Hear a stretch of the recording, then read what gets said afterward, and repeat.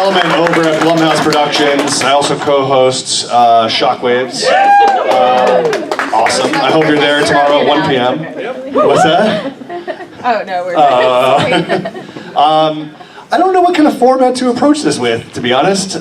This is kind of like my first time doing something like this. Last year, Becca McKendry and I, we kind of talked about Blumhouse and what we were up to, and Blumhouse.com existed at the time, and she was working for that.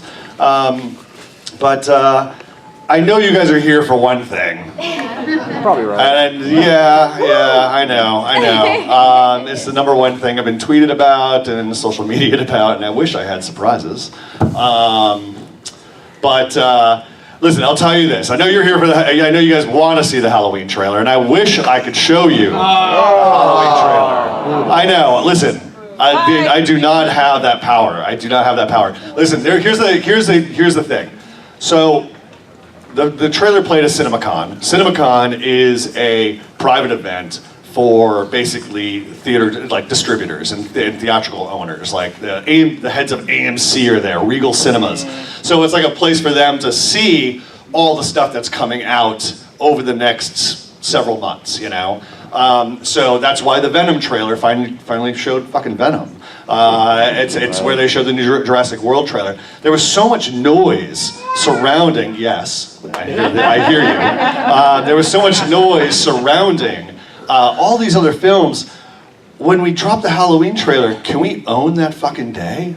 So we're trying to find that day to own it, and we'll give it to you. It's gonna, trust me, I have everybody's ears at Universal. I have Blum's ear. And I'm like, we need to show it sooner than later. So I am working on it. You'll see it sooner than later. I can tell you it's really cool. And yeah, I mean, like, listen, it's because of you guys that I rallied behind everybody to get Halloween made. You know, when we found out that the Halloween rights were up because Bob Weinstein, Harvey Weinstein lost the rights. You know, Blum and I, you know, did a concentrated effort to chase those rights. I had found out because the director of the film, you know, they were going to do a Halloween 3, and when I found out that they hadn't started production, when they were supposed to start production, we found out that the rights were up. And, you know, Malik Akkad from Trancas International was an integral part of that. He's fantastic, and you know, it's, but, you know, at Blumhouse, we're very director-driven as opposed to IP-driven. Insidious, that's a James Wan, like that sprung from the mind of James Wan and Lee Wanell.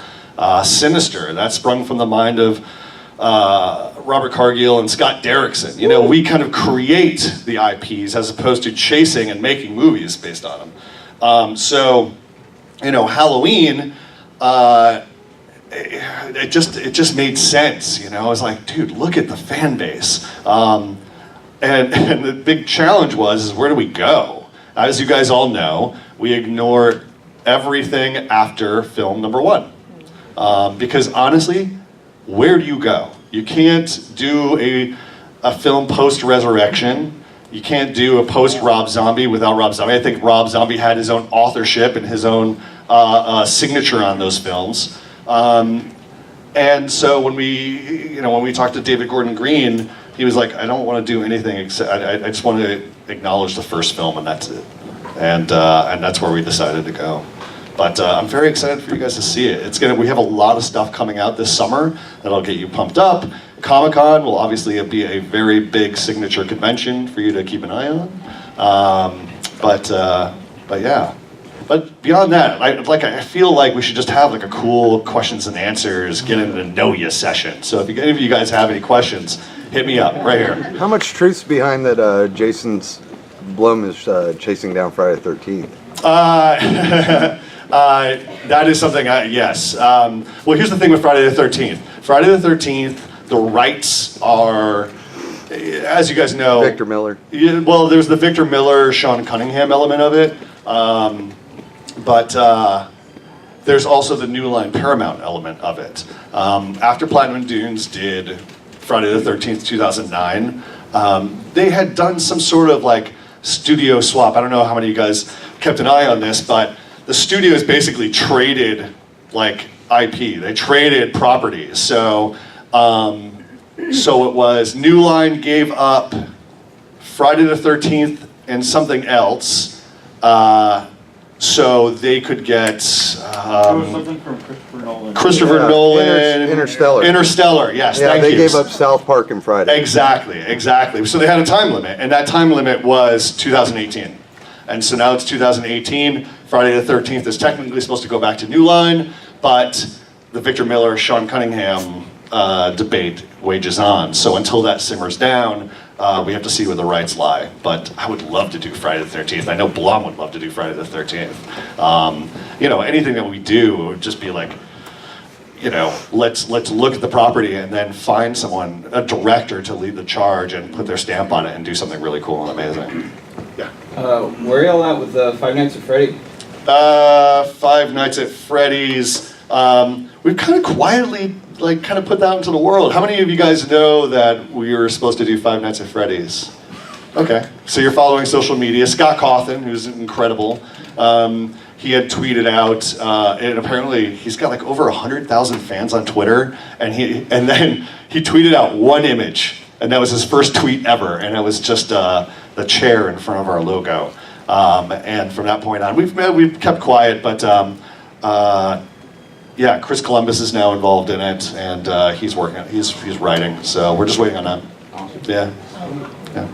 Me? Yeah, go ahead. I know you. Can you explain the difference between the VH Tilt and the regular Blumhouse? Sure, yeah. So June 1st, we have a film called Upgrade. Lee Wanell wrote and directed it. Have you guys seen any early versions of it? Have you seen early screenings of it yet?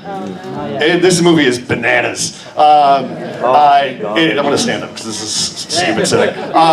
So Upgrade is basically Logan Marshall Green, who one night he and his wife they meet some bad guys. They kill his wife. They leave him without any function below his neck. And his best friend comes up to him and he's like, I'm going to implant this thing called STEM into your system.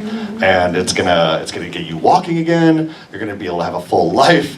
And Logan Marshall Green gets back. He's like, I'm amazed. This is great. I'm walking around. I could be a mechanic again.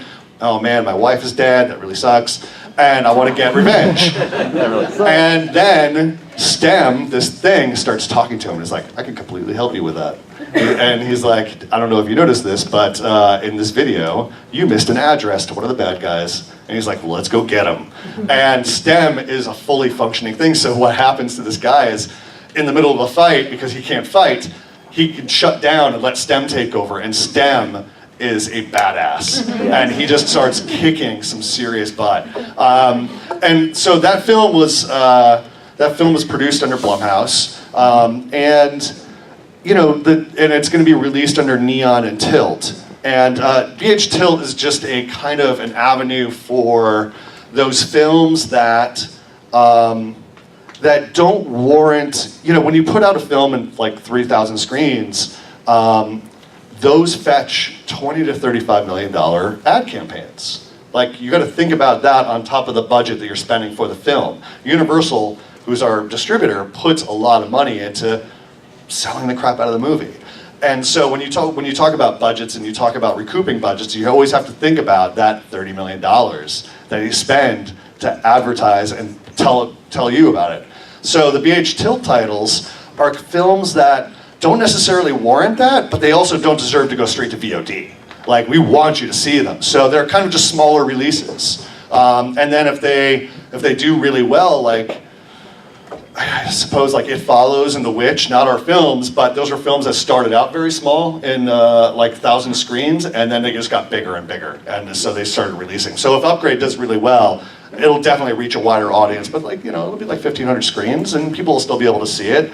But that's kind of the difference between BH2. They're kind of films that are a little left of center, a little more oddball, and we have a couple of other titles in our pipeline that'll probably go under that. So yeah.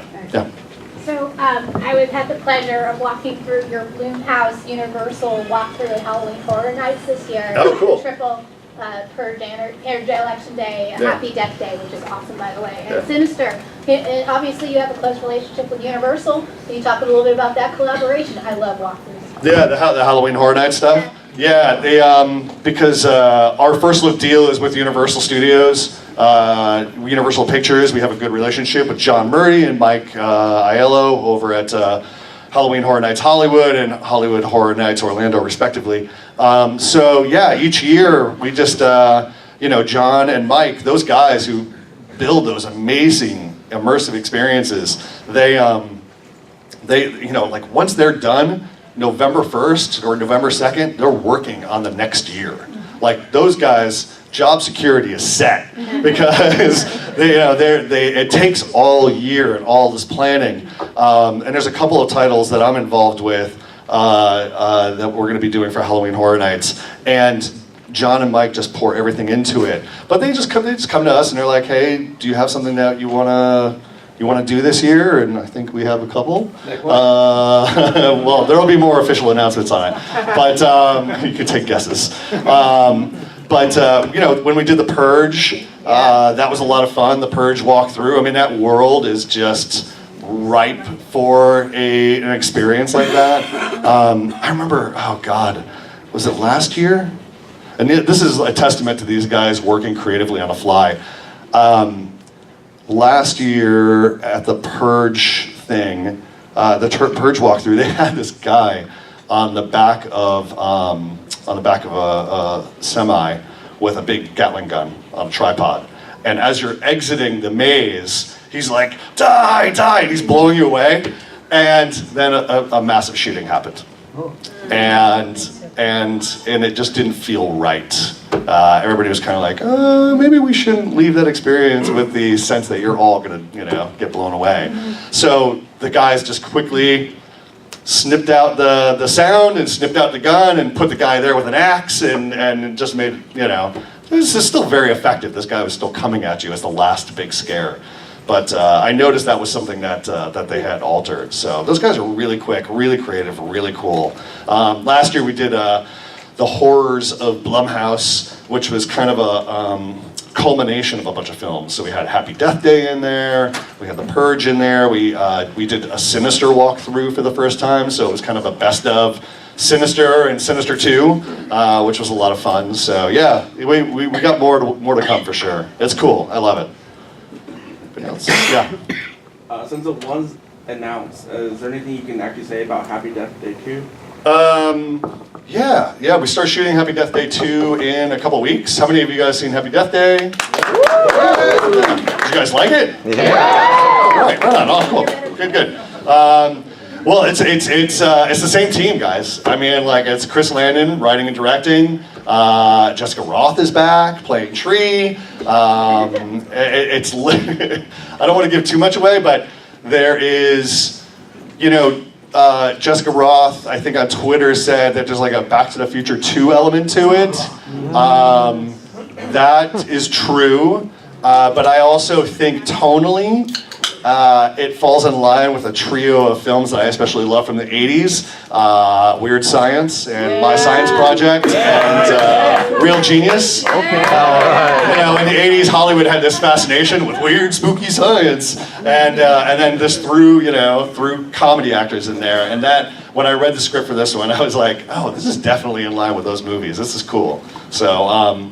But he'll bring his same signature kind of thing. It's not. I think it kind of eases up on. There's still slasher elements to it, but without getting too far into it, there's a new mystery that's involved. So that's cool. Yeah. Go ahead. Me? Yeah. Can I ask 2 questions? Sure. Okay, my best friend who actually got me into the horror scene, she couldn't be here, but she wants to know if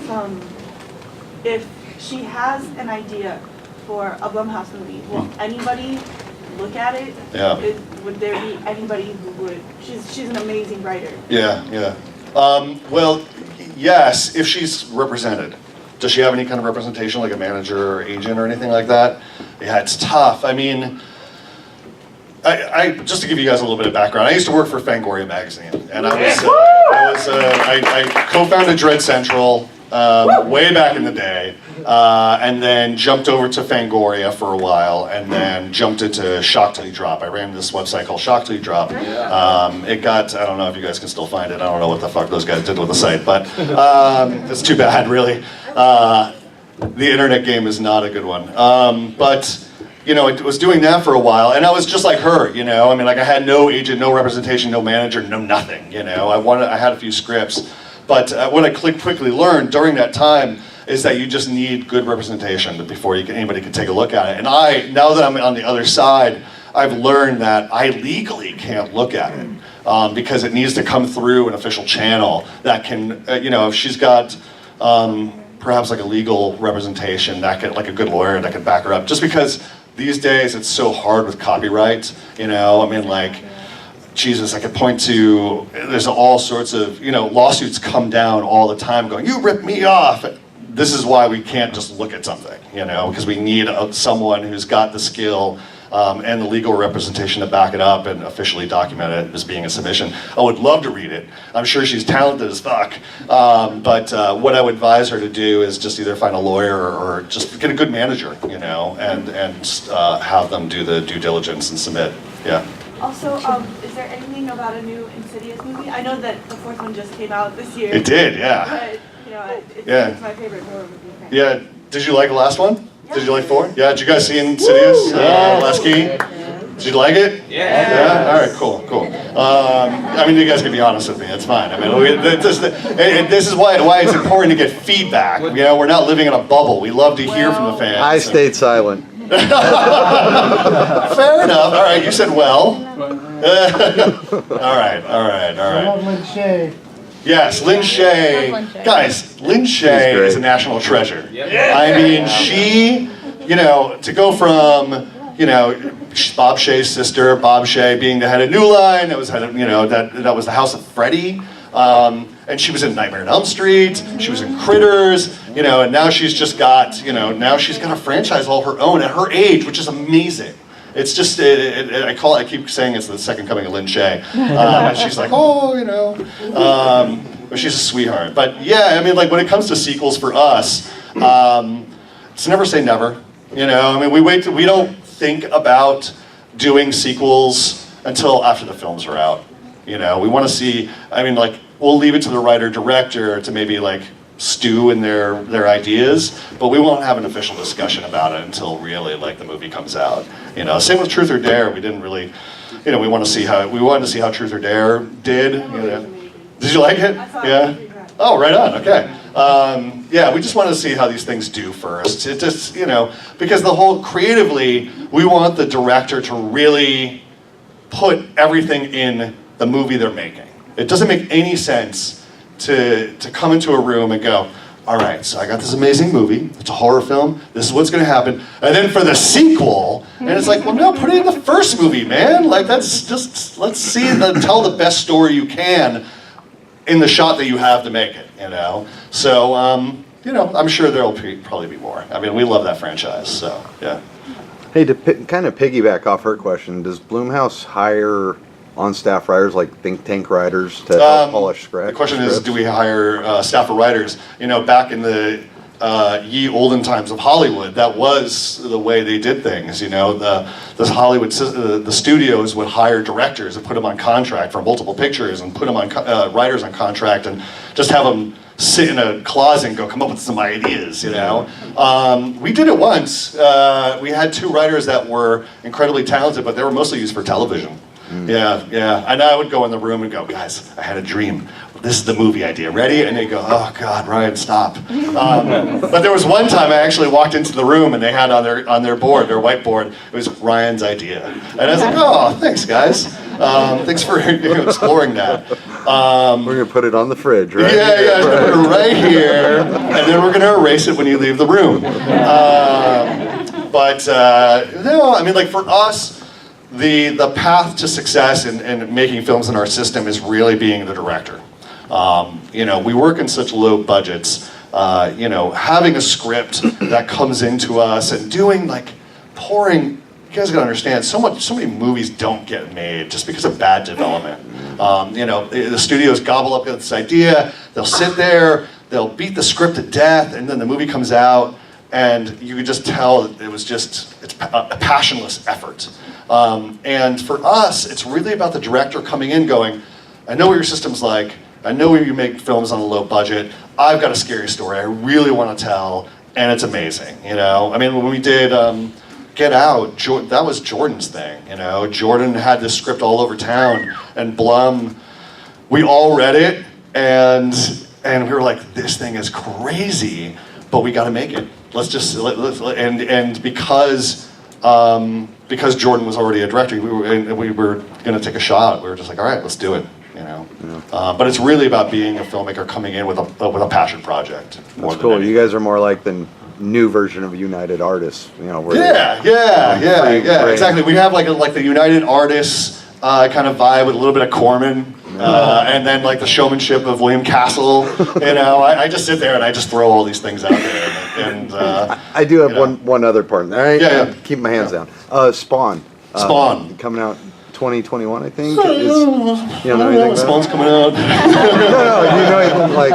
We're actively working on it. That's Because I know another you guys one. are smaller budget, but Yeah. But again, that's Jason is adamant about making sure creators are involved. You know, when we did Halloween and we brought Halloween in, even though that we were already speaking with David Gordon Green and Danny McBride about it, Jason was like, we need John. Like, I don't want to make a decision without John. I want John involved because, you know, John was there from the beginning, obviously, but it means a lot to me to have him there. So Jason hopped in his Wonder van. Jason drives around in a van. He's got a driver, but this van is like, it's an office. It's an office in a van, and I love sitting in it if I can, because that's when you can get all the work. But there's a laptop and a TV, and it's like when you learn very quickly why he's processing so many things so quickly, because he's just constantly driving around town, but he's working like nonstop. But he drove over to John's house in the van, and you know, he called me 15 minutes later, and he was like, he's in. And I was like, oh yes, awesome. yes. And John is going to be seeing the film very soon, and he's going to be scoring. So it's going to be awesome. Yeah, very excited. Now, I can't remember seeing the Blumhouse logo in front of it, but is there anything else you can say about Glass? He's involved. Glass. Glass is so top secret, I haven't even read the script. Really? No. Oh, wow. No, I'm serious, man. Like, that is one of those, like, upper echelon things. Like, it came, I remember Split, I did have my job, just so you guys know, is to be there to bring in projects, you know, bring in filmmakers to do projects with. And then be there for the development process, and be there for notes, and be there for, you know, every kind of step of the way, and occasionally go on set and just kind of oversee, be kind of like the lead executive on the set. And when Split came through, we got the script for Split, and I remember reading it, and I was getting to those final pages, and I'm not going to ruin it for those who haven't seen Split, but I was just like, no way. Oh wow, that's really cool. Are we really doing that? Are we going to do that? And we were like, well, yes. I mean, we're like, it's night. Of course we're going to do that. And then it disappeared, and Knight went off and shot his movie. And the next thing I know, a couple months later, we were seeing a first cut. And I was sitting there watching it, and it was like 2 hours and 15 minutes, I think, or 2 hours and 25 minutes. That was the original, like the director's cut. Yeah. And there was some cool stuff. I don't know what the Blu-ray has, because I haven't watched it. But I remember there was just more elements of Mr. Glass's presence being felt in the world of Split. There was just more. There was a scene where Betty Buckley was talking to one of her colleagues by a lake, or you know, and she's walking through a park, and you just saw smoke coming out on the horizon, and they mentioned another Mr. Glass terrorist attack. And I was like, oh, cool. But it was just hard. It was hard to. What we didn't want, and I think this is why Knight removed it. Knight wanted you in the story. He wanted you in the moment, as opposed to wondering, what's that smoke, and why is there? Who's this person? And so it was just really about these two characters, about Anya Taylor-Joy, and so it was about that, and then let that little button at the end be the surprise. So for Glass, I just remembered Blum came in, and he's like, I read the script. it's a physical copy. It's amazing. And I was like, cool. When are we gonna see it? And he's like, you'll see it soon enough. And I saw a sizzle reel for it recently, and oh my God. I mean, just like the cast alone, when you see the cast, I don't know, it looks incredible. So you saw the one that played at CinemaCon? Yeah. It's a lot of fun. It's a lot of fun. Just to see these, see Bruce Willis and Sam Jackson and James McAvoy and Anya Taylor-Joy, and it's just, he created a world, a new world that I think people will get excited about. So, yeah. Sorry to ask again. My favorite world you guys have invented has been the Purge universe. Yeah. Clearly, obviously, I asked the question, but you're now expanding. There's a new movie coming out this summer and a TV series. Yeah. Can you talk about either one of those? Yeah, so Blumhouse is divided in with the features department and the television department. And the television department is rapidly expanding. They're really sinking their teeth into that world. They did Tremors. They did a pilot for Tremors with Kevin Bacon, which I wish took off. I mean, like, we had just gotten the news last week that it didn't go. It was wonderful. Vincenzo Natali, who directed Splice, did the pilot for it. Incredible. I mean, like, and Vincenzo was doing incredible work on Hannibal as well. And Westworld, yeah. Oh my God. I mean, that guy. I would love to. I'm actively trying to find something, another movie for him. So he did incredible work. That said, Purge just made sense to do a television show, and James DeMonico, who is the creator of that world, is heavily involved. And so with, I haven't seen too much of it because it's a TV thing right now. We've just been actively involved in making sure the first Purge gets finished. But wait till you see the first Purge. It's crazy. Did you geek out when Jordan Peele won the Oscar? What's that? Did you geek out? Did we geek out when Jordan? Oh yeah, of course. Get Out screenplay is probably the best '70s throwback screenplay I have ever read. I know. Oh my God. I know. Get Out is incredible. After our first meeting, well, it's really hard to be in my position. I'm one of you guys. Like, I came up going to Fango shows at like 7 years old and nerding out with Lance Henriksen and nerding out with all these guys who were doing the convention circuit back then. And so it's really hard to contain myself when I'm doing when I'm on set on Halloween and Jamie Lee comes on and I'm like, oh my God, what are we gonna do? And then Danny McBride is like, bro, that's Jamie Lee Curtis, and I'm like, you're Danny McBride, and Jamie Lee Curtis is here. And then I'm texting my girlfriend going, Jamie Lee is here, and she touched my arm. It's very weird. So when Jordan came in, I was sitting there going, oh my God, Keanu Peele, like this guy, he's so funny, and oh my God. And he came into my office. My office is very distinctly me. And I've got the Waxwork Records, Rosemary's Baby record up on my wall. And Jordan came in and he goes, oh man, who did that art? And I was like, oh, yeah, Jay Shaw. And he was like, oh, can I have, I gotta find one. I was like, I got you. I'll do everything I can to get you a copy. And then after reading Get Out, I said, just like nerd to nerd, I think Get Out is amazing. I like just reading it. And I love what you're saying about this, the kind of societal stuff. Have you ever seen Society? Oh no. And he goes, no man, what's Society? And I said, it's a Brian Usna movie full of 80s goopiness, and it's got a thing to say about the rich and all this stuff. And he goes, I'd like to see that. And I was like, all right. And so I slipped him a copy of Society. So that's kind of like my place. I get in there and I'm going to just whisper in your ear and go, hey, have you ever seen House on the Edge of the Park? And then somebody's like, no. I'm like, well, it's not for the faint of heart, but you should check it out. And then when Lee Wanell comes in, he just camps out and we just nerd out for forever and not get any work done. But no, we were it would have been cool to get the Best Picture, but you know what? That was well deserved on Guillermo's part. Guillermo earned it, man. Guillermo did an incredible job. I still think, you guys can fight me on this, but I think Hellboy 2 is like his ode to Harryhausen. Like, he did such a magnificent job with Hellboy 2. The world he created and just the beauty, the tapestry of characters and all that stuff. I love it. But what he's been doing is really strong work, and I think he earned that. So I'm just very curious to see what he does next. Yeah. What did you mean by Back to the Future 2 in Happy Death Day? Yeah. I can't say. Yeah. talk more about the Blumhouse production model and formula?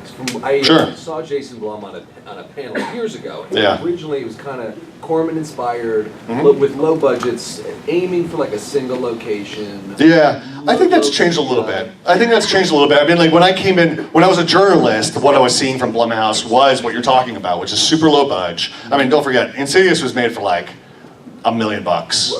You know, and I remember going on set, and because our kind of thing is to find filmmakers who have that passion, that did really great films, and this kind of maybe had a few whiffs, maybe films that didn't quite take off, and James kind of went back to scratch. He was like, you know what, fine, I'm gonna go make a movie on my terms and my way, and do it for nothing. And Jason was there to support that vision, and so after that. Kind of Blumhouse 1.0 was, kind of single location horror movies, low budgets. I think that at the time it was more like 3 million, and single location, really high concept, small cast. And I think that's grown just because Blumhouse has grown. The budgets went up to $5 million. We don't do anything beyond 5. Except if they're kind of IP. Spawn will probably be a little bit more. Halloween was, just because they warrant that, But any of the, Get Out was under 5. Happy Death Day was like around 5. So it's that model remains the same. It's 5 or less, really great concept, something that we could. That we try to attain a theatrical release with. We really want everybody to see it on a wide level, and creative control.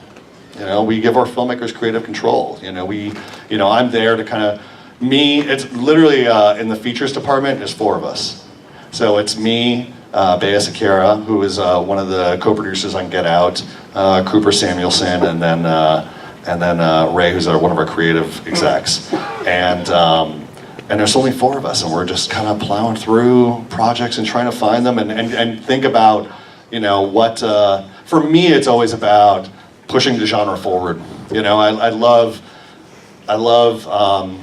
throwback films, but I feel like nostalgia gets in the way a lot, for a lot of films. So it's really about, trying to find a, 1, is it scary? 2, is it dramatic?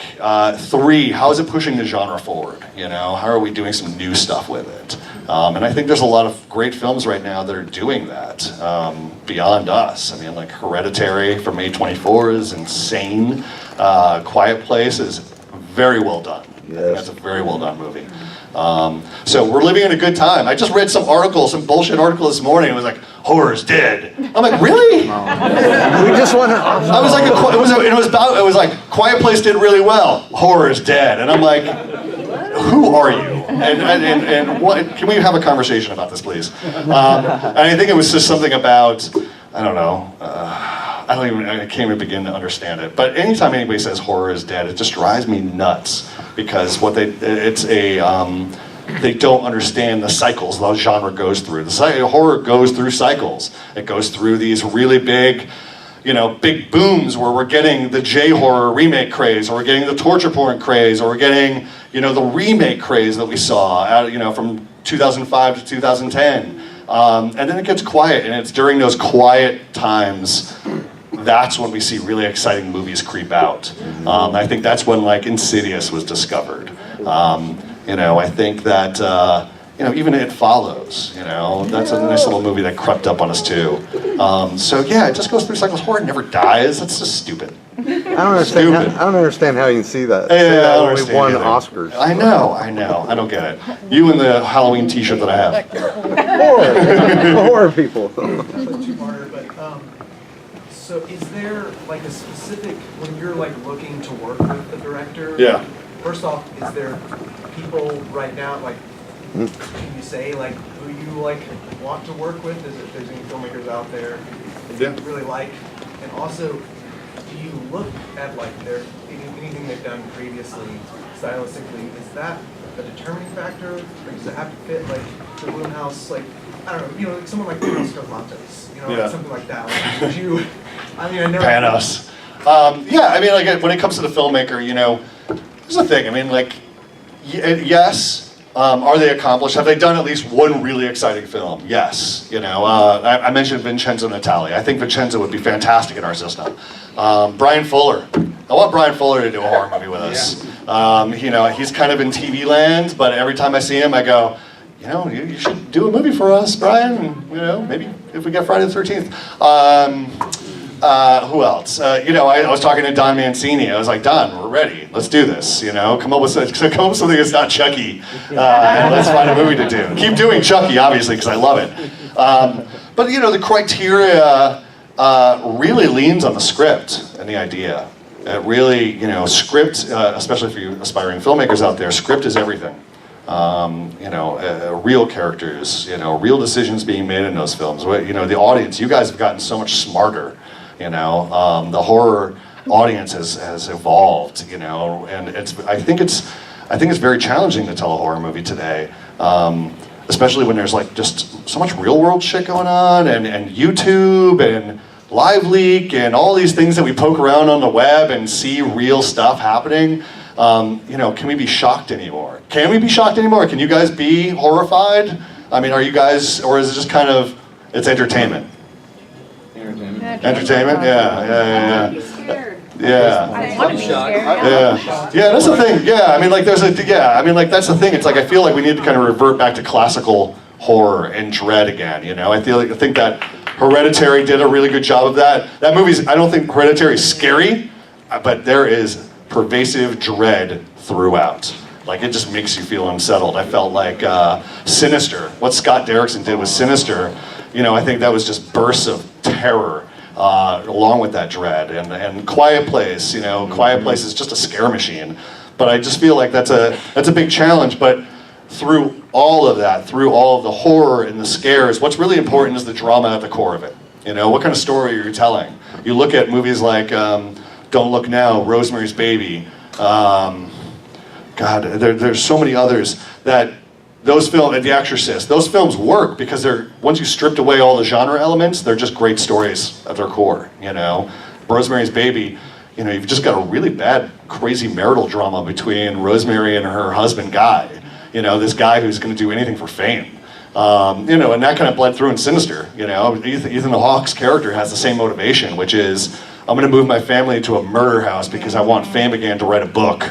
And that's, you know, that like really gets the audience in there. And Happy Death Day, you know, Tree's journey is, she was a mean girl. She's a mean girl because she lost her mom and she doesn't know how to love and she doesn't know how to go through that. And through this experience, she becomes a better person, you know? So for us, it's really about, you know, to answer your question in a long way, is filmmaker with some interesting stuff behind them and then a really great script. I would love to work with Panos, but I think Panos might be out there, man.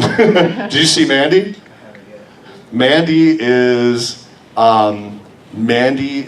a very abstract nightmare. I mean, he's got these characters that are basically Cenobite bikers. That's the best way I can explain it. We call them Cenobikers. When we talk about shock movies, we just call them the Cenobikers. But no, Panos is fantastic. He's definitely someone to watch. Anna Lily Amapour, I would love to work with her. Lee Janiak, who did Honeymoon. I don't know if you guys have seen Honeymoon. You should check that out. I would love to work with Lee. I would love to do something with Kieran Foy again. Kieran did Sinister 2 for us. And even though, you know, Sinister, those are tough movies to make, and I know that they had a tough time on production on that one. But he did a great film called Citadel. Anybody see Citadel?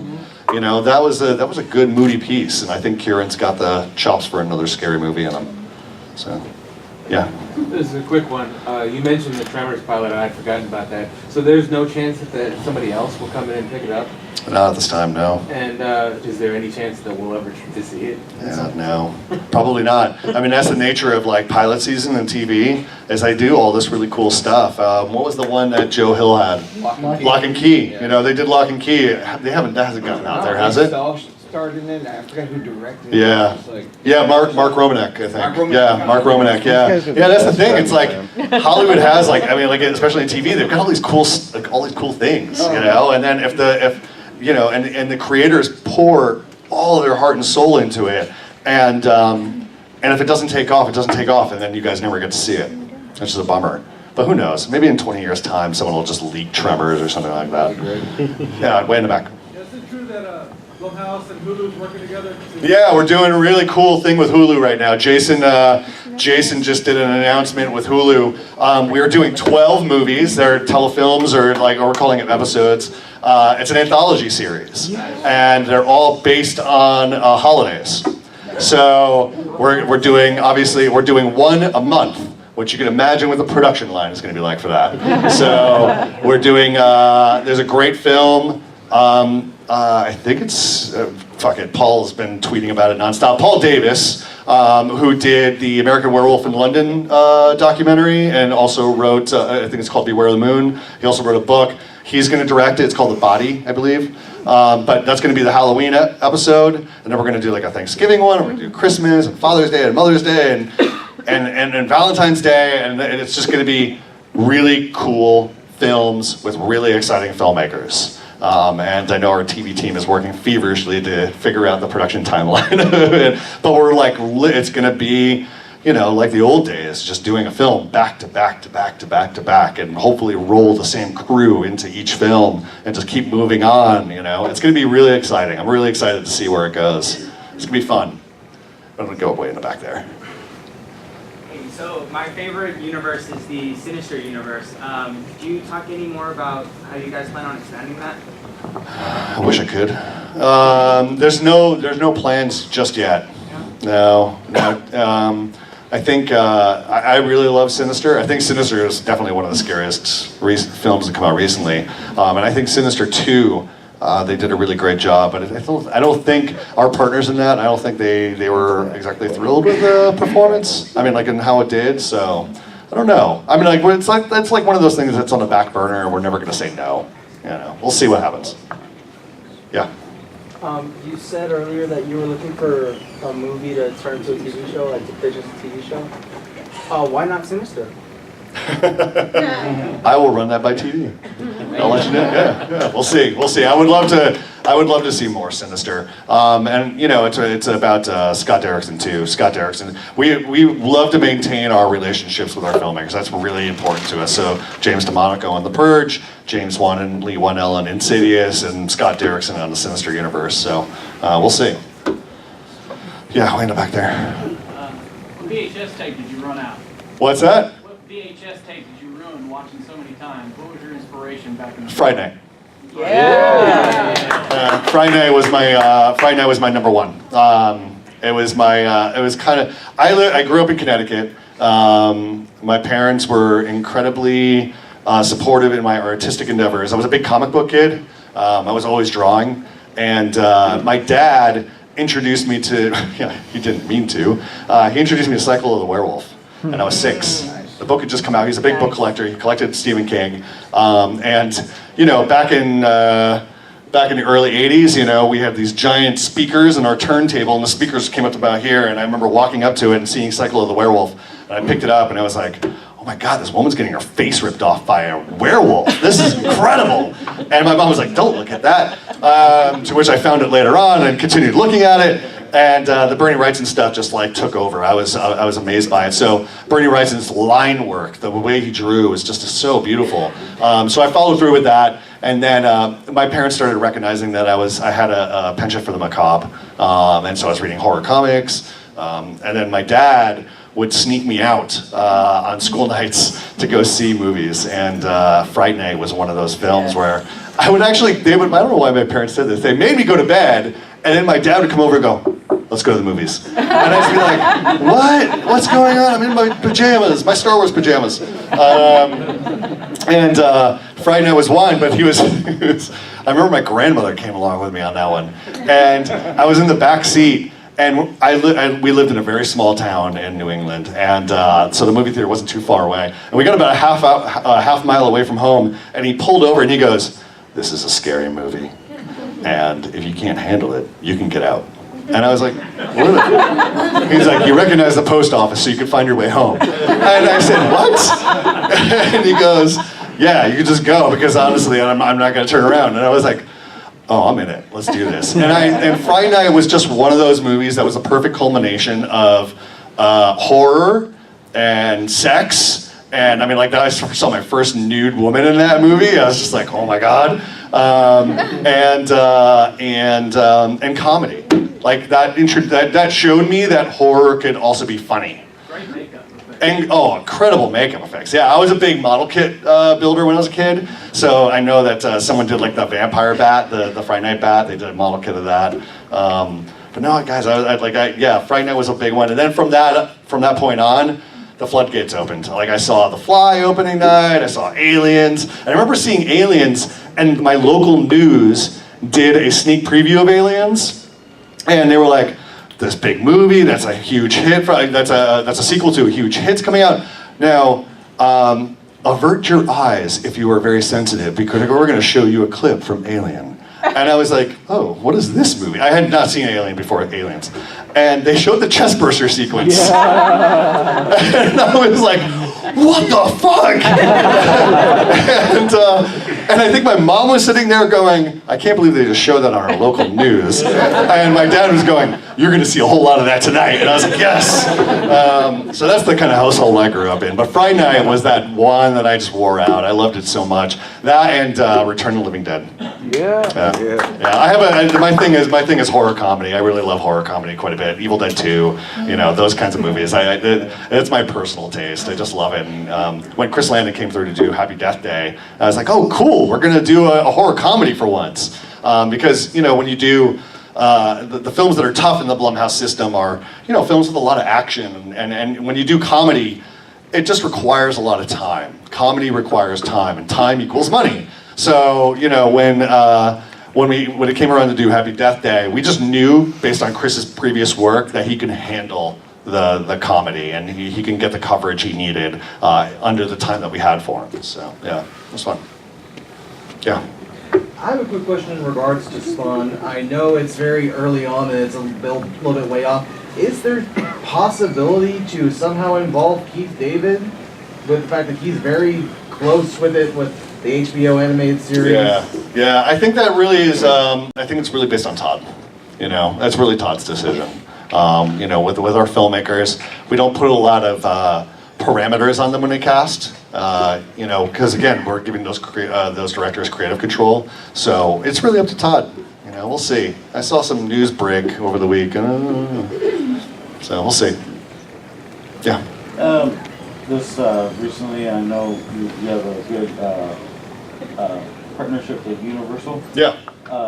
Any chance maybe you guys and Universal get together and continue the Dark Universe with their monsters? The question is about Blumhouse and Blumhouse and Dark Universe, the Universal's effort to revive the Universal monsters. I don't know. We'll see. I mean, I think it's like one of those up top conversations, because as you know, Dark Universe is spearheaded by a completely different producer and different company. So we'll have to see. I mean, it's really up to them. It's kind of like those issues of like Friday the 13th. It's like there's stuff that we want. We would love to do that. There's stuff that we would love to be involved with, but it's like tied up with other people. So we'll see. Yeah. Correct me if I'm wrong, but David Gordon Green, before he got involved in Halloween, I was really shocked when he took that project. Yeah. Because he was really involved with the remake of Suspiria. Yeah. Did you have conversations about how you felt how Suspiria was being held by... He's super stoked. Really? Oh yeah. This is about David Gordon Green. David Gordon Green was going to do the Suspiria remake before Halloween. I tried to get him to send me his draft. Yes. I was like, I want to read your take, buddy. I want to know his version. I know, so do I. He won't send it over. Or he'll go, yeah, I'll send it tonight. And then I'll wake up the next morning and be like, there's nothing in my inbox. Would love to read that. The thing with David, I knew we were in good hands with Halloween because he had been attached to so many other kind of horror projects. He was going to do Freaks of the Heartland, the Steve Niles graphic novel. I think he was going to do that for HBO. And then he was going to do Suspiria. And I was like, that dude's got a horror thing in him. Like, he loves that. And I'll tell you that I knew we were also in great hands when I landed, because I was the point exec on Halloween. So I spent 3 months in Charleston, South Carolina, and the first night that we had like kind of a big dinner, I walked into this restaurant, and it was McBride, and it was David Gordon Green, and and I had just like, I'd been binge watching movies all day, and I was just like a little groggy, and I was like, what are you guys doing? And McBride goes, oh, you know, talking about Shakma. And I was like, Shakma, the monkey movie? And he goes, yeah, man. He's like, I just watched it today. It's amazing. He's like, what'd you watch? I was like, Rawhead Rex. He's like, I love Rawhead Rex. And I was like, we're all going to be friends. We all, because that's the language that these guys talked, you know? I mean, like David, you know, David would sit there and he, what did he say? Oh, I'm blanking on this piece of information, but he was like, do you know what movie dethroned the first, Tim Burton's Batman at the box office? And I'd be like, no, I don't. And then he would tell me. He would just know immediately. I'm like, oh my God, we're such nerds. But that's when I knew like David was also just the right guy. You know. Yeah. For the Hulu holiday anthology series, how likely are you to get Eli Roth to do Thanksgiving? It's a good idea. It's a good idea. I know they have Thanksgiving shored up, but if it continues on, you know, I mean, like Eli's doing that. A lot of big stuff now. He's doing that the house with the clock in its walls. Have you seen the trailer for that? Very intrigued by that. I'm not familiar with the book, but I'm very excited. Like it looks really slick and outside the box, and that's where I would love to. That's why I respect Eli, and I mean, like BH Tilt put out Green Inferno. You know, Green Inferno was kind of on the shelf for 2 years, and so I like that movie a lot. But I also want to see him break outside the box a little bit and do some other stuff. For him to do like a YA novel is cool. But yeah, it's a good idea. I mean, I would love to do Thanksgiving. I'm always trying to find a way to do a scary slasher movie without laughs. Like I don't want it. Like we're doing Halloween, but it's not an original property. I want to do a scary fucking slasher movie again, and it's very hard to find because the inclination a lot of people have is to do something like Scream. And do something with a wink nature and a fun, and I'm like, there's gotta be somebody that's got that breakthrough idea that's not so laden with nostalgia and have that grindhouse feel, you know? Just something contemporary and scary and original. I can't crack it, but I would love that. That's what I want. Yeah, someone new, go back there. I'll come to see you.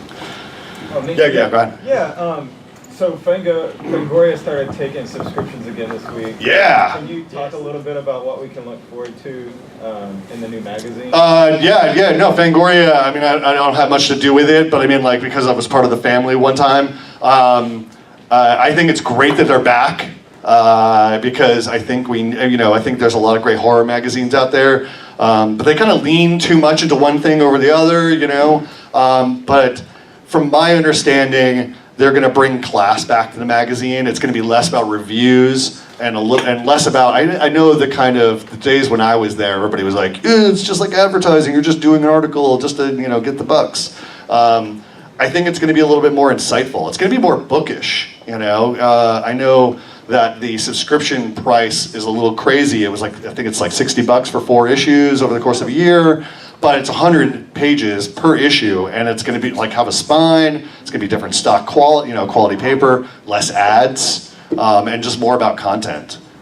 So I was very excited to have Fangoria on the Halloween set. It was very exciting to have that because it was like everybody just like they came in and called, and we had our press day, and then I got a call from Phil Nobile, who is the new managing editor, and he was like, oh man, did we miss a press day? I was like, yeah. And he's like, well, Fangoria's back. And I was like, oh no, you gotta come to set. You gotta come to set. And Jamie Lee took to that immediately. Jamie was like, she sat down with the Fangoria writer and just spent like a lot of time with her just hanging out, which is great. So very excited. But yeah, I think it's gonna be good. I think it's a good thing, you know? I think it's fun. And I'm very curious because, Dallas Sanye is a producer in his own right, and he did Brawl in Cell Block 9 and Bone Tomahawk, and those are really great films. To have someone who's a producer behind it, I think on a business level that'll help out and help build the brand.